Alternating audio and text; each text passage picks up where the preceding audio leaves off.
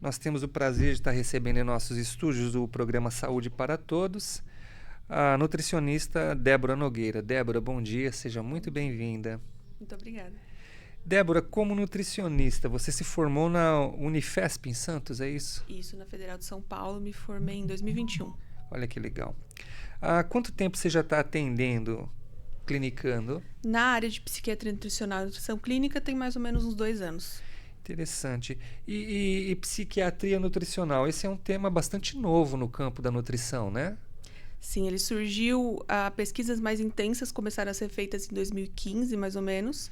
Foi uma pesquisadora chamada Felice Giacca, que ela estava estudando a transição do perfil epidemiológico na Europa. Entendi. Então, por que as pessoas estavam se tornando mais obesas e tendo mais doenças crônicas não transmissíveis? E aí, durante essa pesquisa, ela começou a perceber a associação que pessoas que tinham essa dieta mais ocidental, rica em ultraprocessados, também tinham mais casos de depressão e ansiedade. Aí ela fundou um instituto de pesquisa em psiquiatria nutricional e aí isso começou a ser estudado mais a fundo desde então. Olha que interessante. Então quer dizer que a psiquiatria nutricional ela conseguiu estabelecer uma relação direta entre determinados transtornos com a alimentação, correto? Sim. Tem duas vertentes que a gente pode olhar de associação entre doenças crônicas não transmissíveis, que é diabetes, hipertensão, obesidade, e os transtornos psicológicos como depressão, ansiedade, TDAH, autismo, todos esses. O primeiro é a questão da inflamação sistêmica, da neuroinflamação, que está presente nos 2 casos, e também a questão da desbiose intestinal, que a microbiota intestinal de uma pessoa que é hipertensa, diabética, obesa, ela não é bem regulada, acontece essa desbiose, que também é encontrada em pacientes com depressão, ansiedade e esses outros transtornos. Interessante, você falou em inflamação sistêmica. A gente sabe que toda doença ela tem um fator oculto que é a inflamação de determinadas partes do organismo, né? Então, dentro do campo da psiquiatria, nós também temos um problema de inflamação junto com a doença. Sim, a gente costuma, um pensamento antigo, olhar para o cérebro e para as doenças psiquiátricas como algo holístico, algo no campo da alma, espírito e tudo mais. Okay. Mas o cérebro é um órgão, como qualquer outro, que também está sujeito à má nutrição, à inflamação, e em casos dessas doenças, ocorre sim essa inflamação sistêmica. Ok. Então, assim, por exemplo, entre as doenças psiquiátricas mais comuns, o que a gente pode elencar que a população mundial está sofrendo mais? Assim, depressão...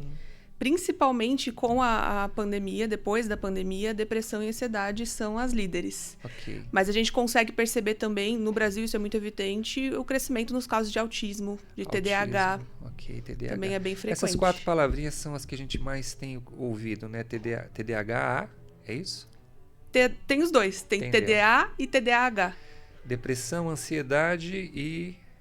Autismo. Autismo, ok. E existe uma relação, a ciência já comprovou que existe uma relação entre essas doenças, essa inflamação sistêmica e uma deficiência nutricional? Pode estar ligado com a deficiência de vitaminas e minerais, sim.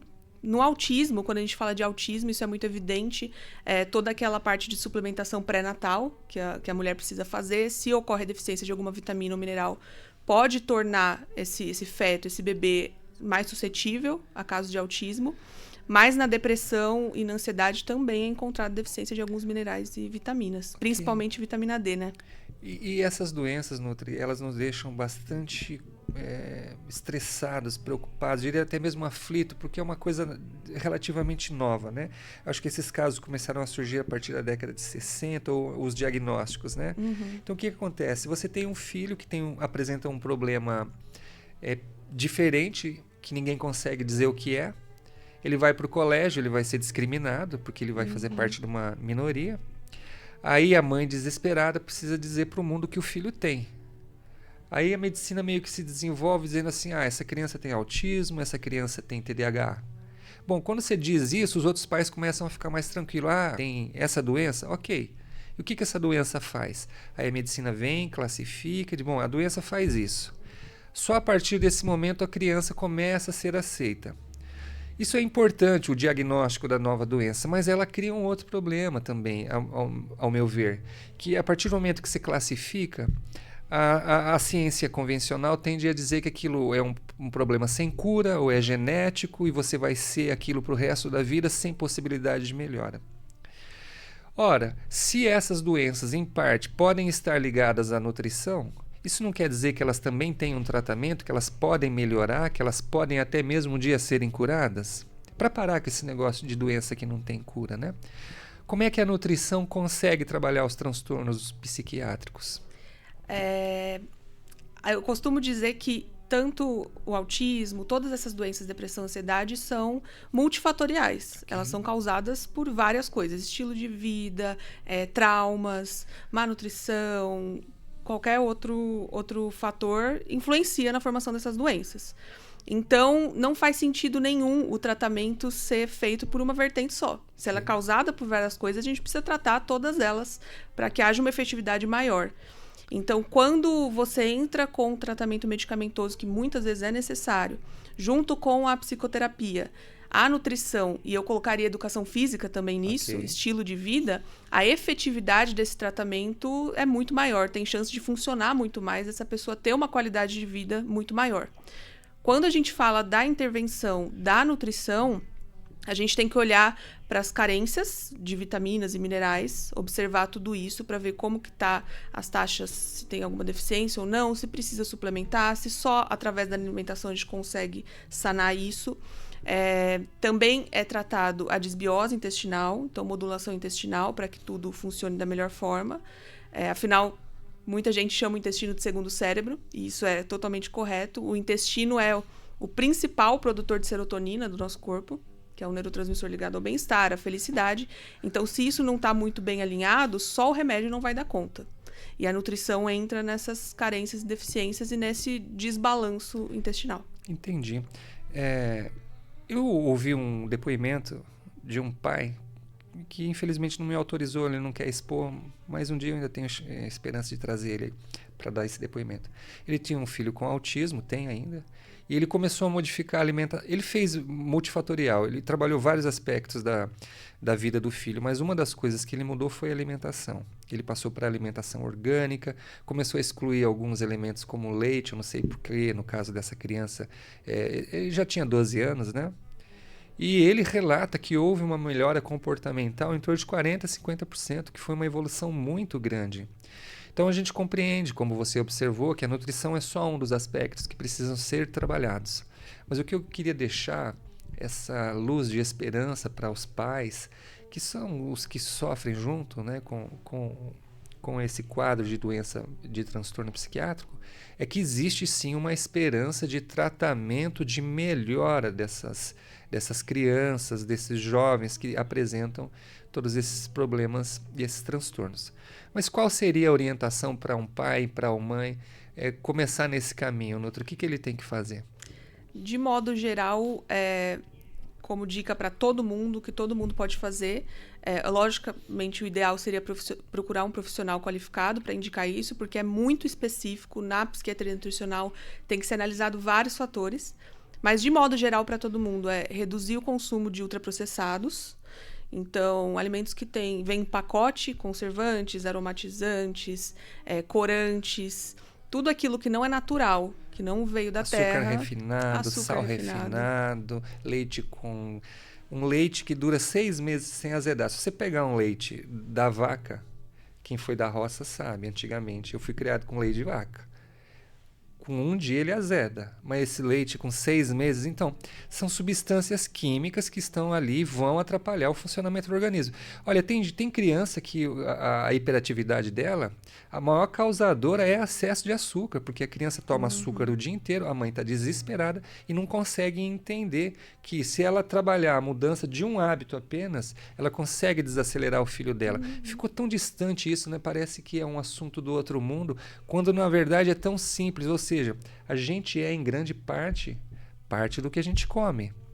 Então, Nutri, o primeiro conselho é começar a entender esse conceito e depois buscar um nutricionista. Sim, de preferência um nutricionista clínico ou especializado em saúde mental, em psiquiatria nutricional, que pode analisar todos esses fatores muito mais individualmente. Você trabalha com crianças, adolescentes? Qual é o seu público-foco? Eu atendo adultos. Adultos. Adultos e idosos, Ok. principalmente. Ok.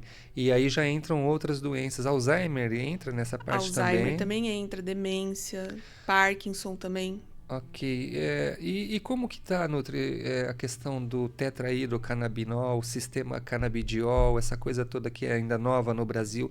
Como os profissionais estão trabalhando isso? Tem alguma informação? Ainda é muito raro achar médicos psiquiátricos que vão por essa vertente. É caro, é Ok. bem caro. Conseguir pelo SUS não é fácil, mas é uma área bem promissora. Já tem estudos de meta-análise com nível de evidência bem alto, indicando a efetividade desse tratamento, sim.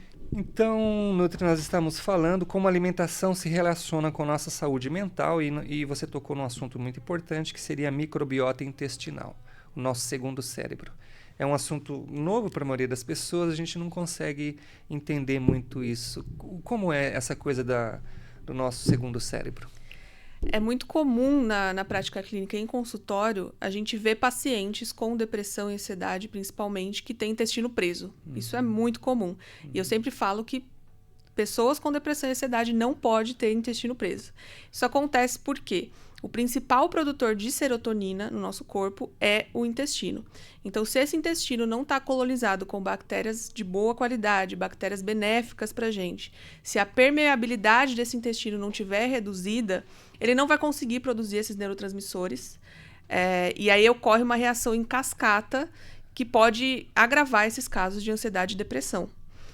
Também ocorre a modificação do padrão alimentar decorrente disso, que é a busca da pessoa por prazer, por alívio. Se ela está o tempo todo ansiosa ou o tempo todo naquele quadro depressivo, ela vai buscar prazer em alguma coisa que seja rápido e fácil. Geralmente é em alimentos hiperpalatáveis, com muito açúcar refinado, com muita gordura saturada. E aí é um ciclo vicioso, que essa microbiota fica completamente bagunçada, a permeabilidade intestinal lá em cima, e o intestino não consegue cumprir a sua função.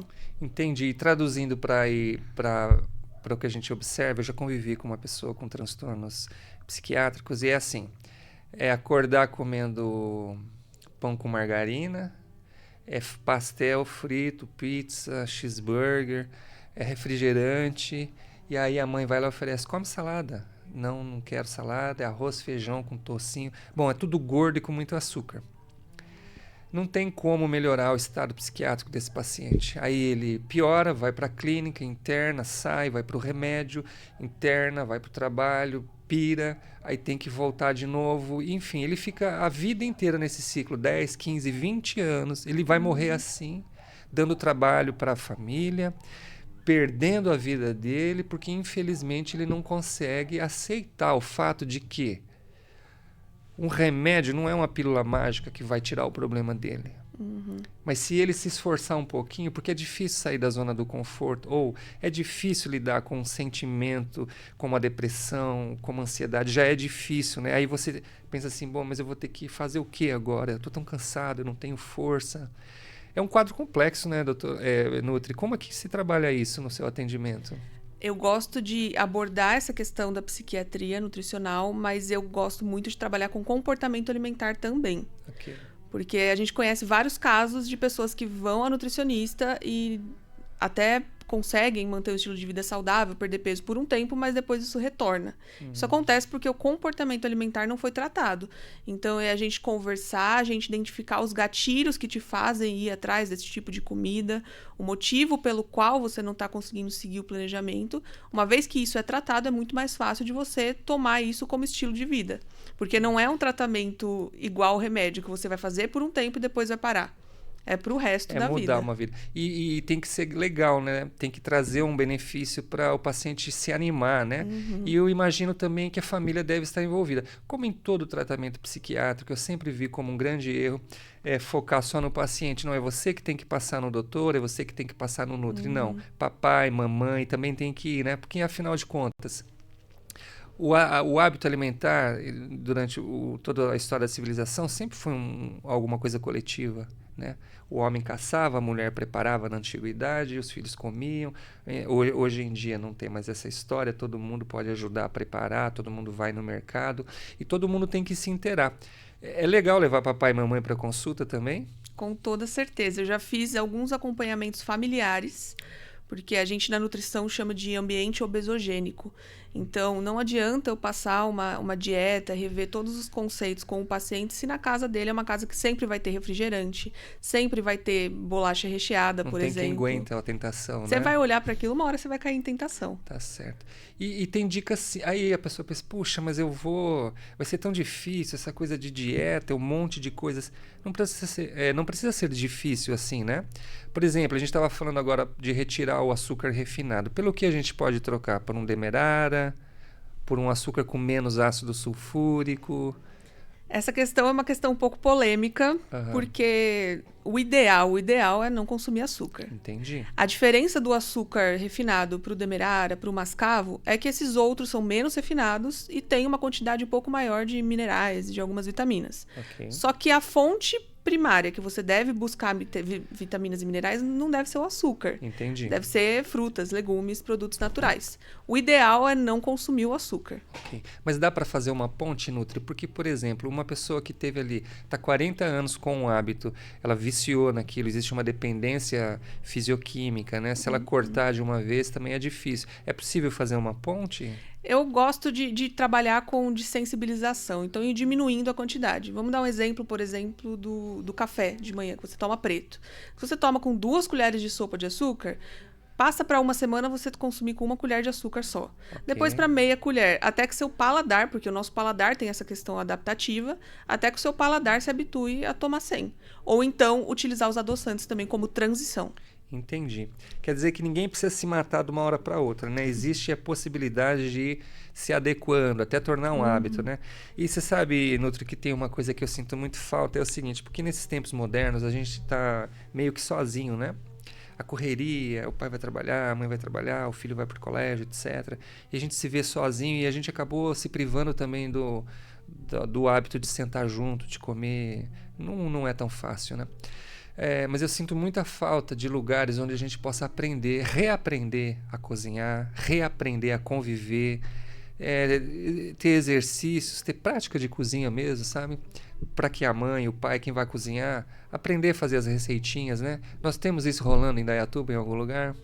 Eu mudei para cá recentemente, não tenho conhecimento, mas sem dúvida nenhuma, essa é uma questão super importante. Mas já está em andamento. O nosso programa Saúde para Todos Brasil está criando em Indaiatuba um centro de medicina celular. E uma das nossas propostas também é de fazer essa educação sobre o ato de cozinhar, como fazer as receitinhas. Então nós vamos receber pessoas lá interessadas em colocar a mão na massa e ver como é que se faz uma cozinha mais saudável. E a questão da autonomia dentro da cozinha é imprescindível. Quando você aprende a cozinhar, você tem autonomia sobre essa saúde também. É difícil você aprender sozinho, né? Quando você vê alguém cozinhar e você pode participar, eu acho que isso ajuda bastante. Bom, alterações no padrão alimentar decorrentes de transtornos psiquiátricos, doces e alimentos hiperpalatáveis. Busca por dopamina, foi o que você disse, né? Agora, nós temos aqui em Indaiatuba uma feira orgânica. Além de não ter o agrotóxico, ele tem um valor nutricional diferente, porque essa planta ela é cultivada com bocache, com vários outros adubos, que entregam para a planta sais minerais. Esses sais minerais se convertem em fitoquímicos e isso traz uma bomba de nutrientes para a sua alimentação. O consumo Nutri de agroecológicos de alimento orgânico faz diferença na saúde de uma pessoa? Faz total diferença, pela questão até dos metais pesados, dos agrotóxicos, e a qualidade nutricional, como você disse, de um alimento orgânico é muito maior. Entendi. Nutri, quer deixar mais algo que nós não abordamos? Gostaria de falar um pouco mais? Eu gostaria de deixar uma recomendação Okay. Para quem está assistindo e se interessa mais por essa alimentação mais saudável, quer melhorar a qualidade do que está comendo. O Ministério da Saúde publicou em 2014, em 2018 foi revisado o Guia Alimentar para a População Brasileira. Legal. E lá eles têm 10 passos para uma alimentação saudável. É uma bem assim, inicial, você que deseja mudar, incluir alguns alimentos, rever alguns hábitos. É bem legal, esse documento está de graça na internet para qualquer um acessar. Ok. E nós vamos reafirmar aqui os seus contatos para que as pessoas possam estar buscando um acompanhamento. Pessoal, eu gostei muito de conhecê-la, porque a Débora ela nos transmite uma imagem de pessoa que realmente se preocupa com a saúde do paciente, de uma pessoa que vai fazer um atendimento com você, prestando muita atenção no seu caso, te ouvindo, sendo parceiro mesmo nesse trajeto que é a busca pelo tratamento, né? Convido então esse público para ir participar com você de uma consulta. Então, atualmente eu atendo online, Brasil e mundo inteiro. Okay. Para quem quiser dar uma olhada no meu Instagram, é @nutri.debora, com H no final, Nogueira. E lá tem todas as informações. Ok. Eu também tenho, uma coisa que eu esqueci de falar, eu também tenho, juntamente com uma psicóloga aqui de Indaiatuba, um programa de desenvolvimento integral feminino.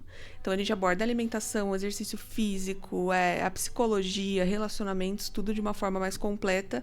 É um método online, chama Método Integramente Plena. Olha que legal. E aí, quem quiser assinar também é um preço um pouco mais baixo do que a minha consulta, quem ainda não consegue passar. E tem tudo lá disponível no meu Instagram também. Quer dizer que tem oportunidades. Grana não é a questão, pessoal, porque grana você vai gastar muito com remédios, com idas aos médicos, com o futuro atribulado. Agora, quando você investe na sua mudança, isso vai ficar muito mais barato ao longo do tempo, né? Porque você vai deixar, à medida que você vai conseguindo modificar a sua alimentação, seu exercício físico, você vai conquistando mais saúde, então vai ficar mais barato no futuro. Nutri, a gente só tem a agradecer você, muito obrigado realmente por estar presente aqui. Esperamos que você possa vir mais vezes no futuro. Ok? Com certeza, eu quero agradecer pelo convite. A proposta de vocês é bem alinhado com aquilo que eu acredito e que eu acho que é essencial para a gente obter uma qualidade de vida melhor. Ok, é isso aí, Indaiatuba. Então, mais uma nutricionista que está aí à disposição do público, o indaiatubano, e o Saúde para Todos fica agradecendo a todos pela participação. Muito obrigado, tenham todos um ótimo dia.